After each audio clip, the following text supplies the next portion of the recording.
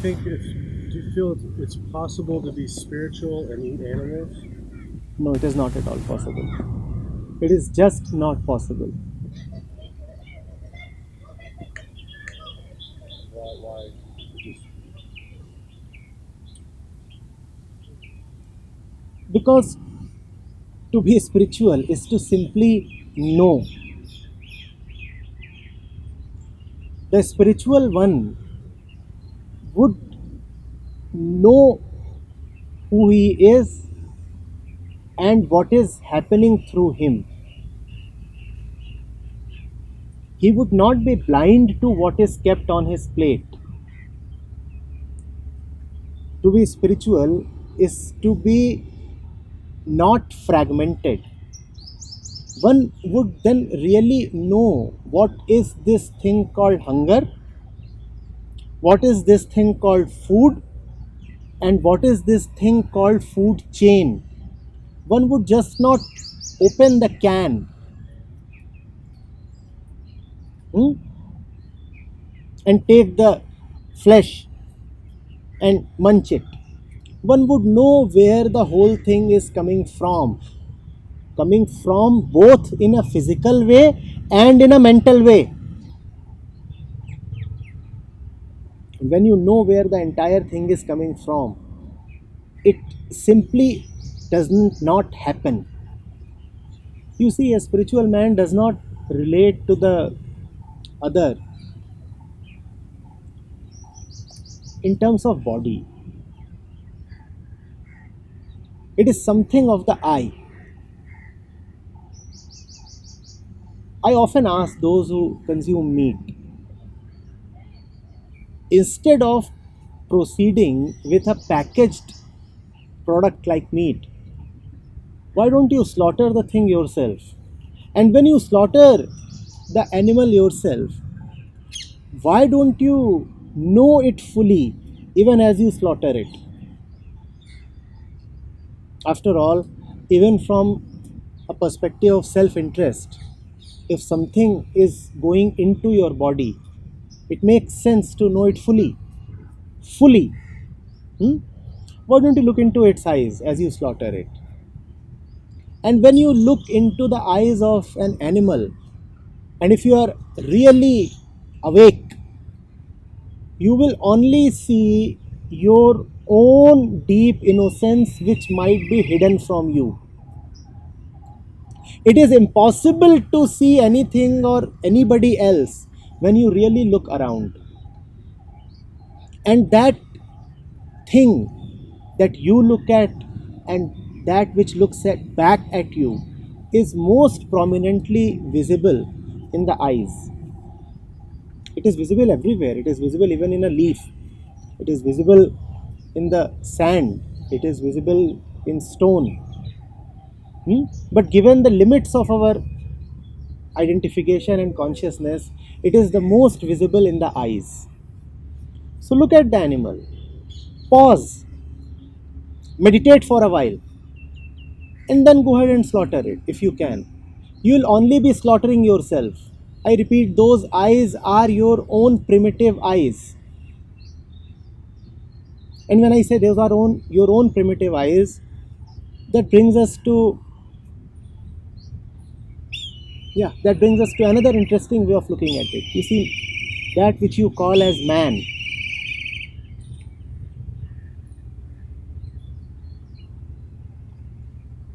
is divinity at the core.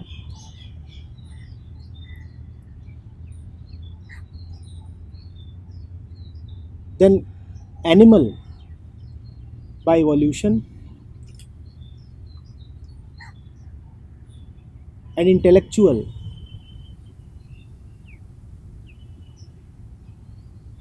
by society.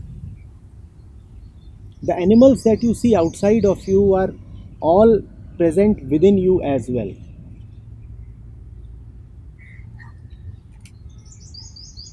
To really know an animal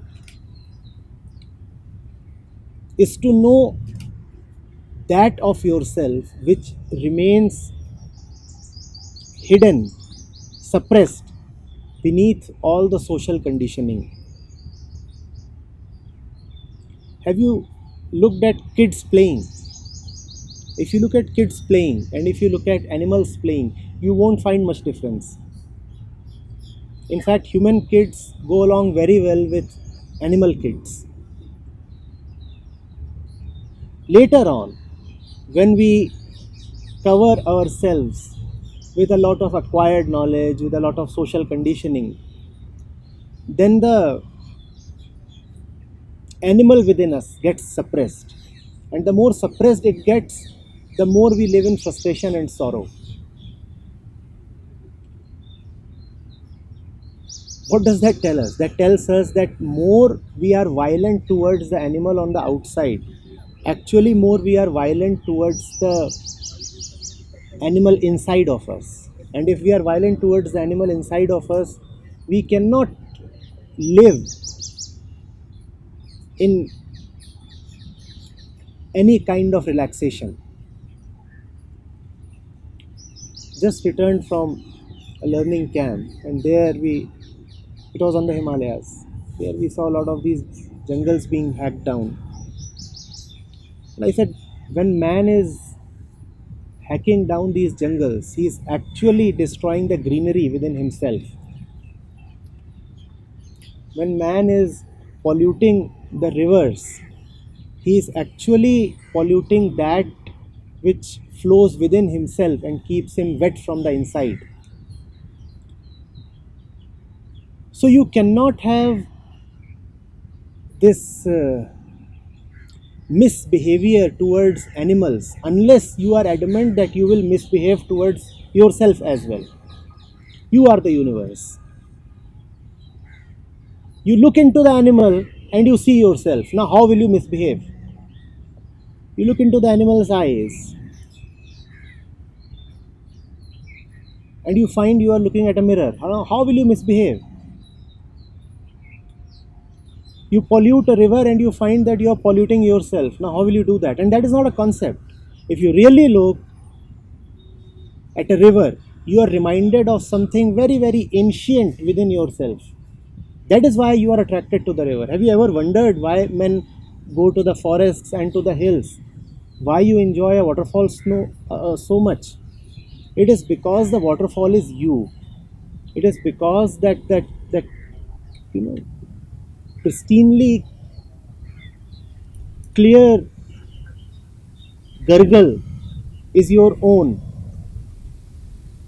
That is why you like it so much. That animal is your innocence. That animal is what you are if all language is taken away from you. And you are really craving to be that animal. That is why, given the first convenient opportunity, we like to do away with our clothes. Have you seen how kids often resist clothes? Even if their mothers would deck them up, the moment they find an opportunity, they would just unbutton themselves and go around naked. That is the animal within us seeking expression. When you kill that duck, you are killing the kid within you, because the kid identifies with the duck. The kid is the duck. The more you sit in a man-made place and have all this stuff on your plate which is actually just meat, the more you are acquiescing with the society, the more you are identifying with the intellect, and the further you are going away from the rabbit and the squirrel within you. Even the lion, I don't want to be some kind of a speciesist. Even carnivorous animals are all right. So,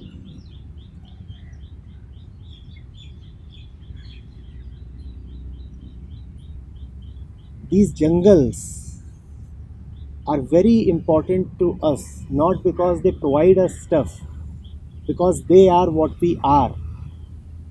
When you bring down a tree, you have brought down a part of yourself. And having brought down a part of yourself, you have unnecessarily made yourself incomplete. From completion, you have moved to incompletion. How can a spiritual man do that? Spirituality is about moving from incompletion to completion. And killing this, destroying that is about moving from completion to incompletion. So it is not possible, not at all possible to be spiritual and yet a consumer of this, that. And I'm not referring only to meat. I mean, when you raise crops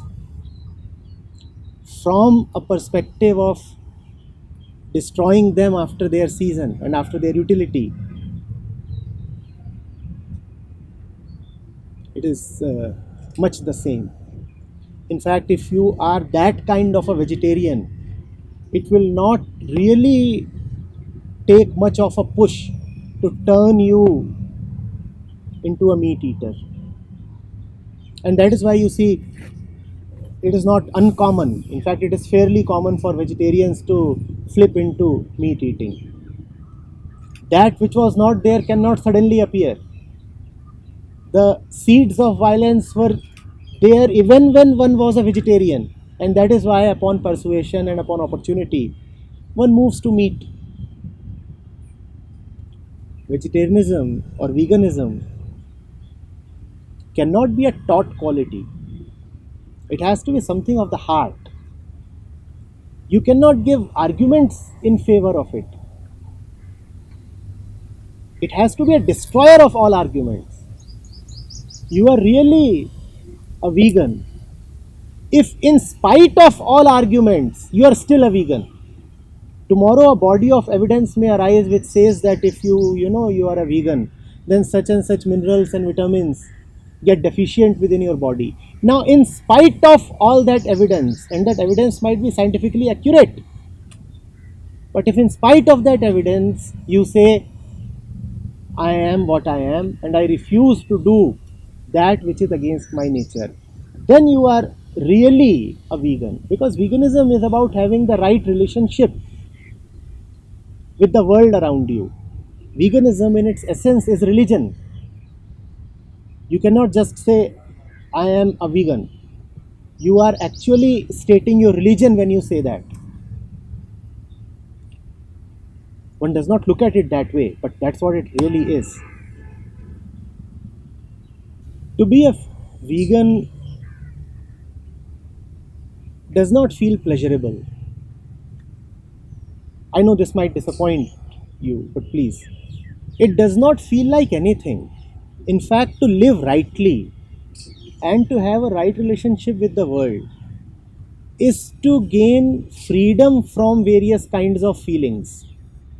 As long as one eats to get a certain feeling, the eating would always involve violence. So if you are promoting veganism, kindly do not promote a culture of feeling, because all feeling is excitement, all feeling is experiential, all feeling is sensory, and all feeling is fleeting. One does not live by his feelings. One cannot live by his feelings. One has to live by the truth. One feels a lot in his everyday life, and that feeling itself is man's hell and torture. Why do you enjoy sleep? You enjoy sleep because sleep is a cessation of all feeling. Sleep is a non-feeling, and that's why it's the best feeling. Being a vegan, I do not feel a lot of things that others feel. I do not feel tension, I do not feel excitement, and because I do not feel pleasure, I also do not feel pain. It's a beautiful silence. It's a lovely thing. And this love that I'm referring to is not a feeling. It's something far more deeper than feeling. I'm tempted to use the word mystical, but that has its own images and connotations, so I would rather avoid. Don't live by feelings, don't live by images, don't live by experiences. You go to any of the restaurants and they'll say, come experience this new kind of food. Is this not new cuisine, not really exciting? Now, excitement, experience, feeling, emotion, titillation, pleasure, they are all words belonging to the same family. And as long as these words carry value in our mind, as long as these words carry value in our mind, man will not be able to be kind to himself or to the world. Hmm? If excitement is a value, then there is a lot of value in hunting. If experience is a value, then it is always a new experience to kill a new species. Really understanding, that is the highest value, that is the highest freedom. Hmm? And if one does need to have a feeling, the feeling can be, must be, to be situated in that understanding. This feeling is love. That is the only thing that one wants, really wants. Then it really is love. I want to understand. I want to live by my nature. I want to live simply, innocently. This want is love. Love obviously denotes wanting. But what is it that one wants? One needs to look very carefully into that. What is it that I am wanting? Hmm? That which you want will decide your life. So want only the highest, nothing less than that. Do not want feelings, they are not the highest. Rather, a freedom from feelings. That does not mean killing the feelings. That only means that one is not a slave of feelings.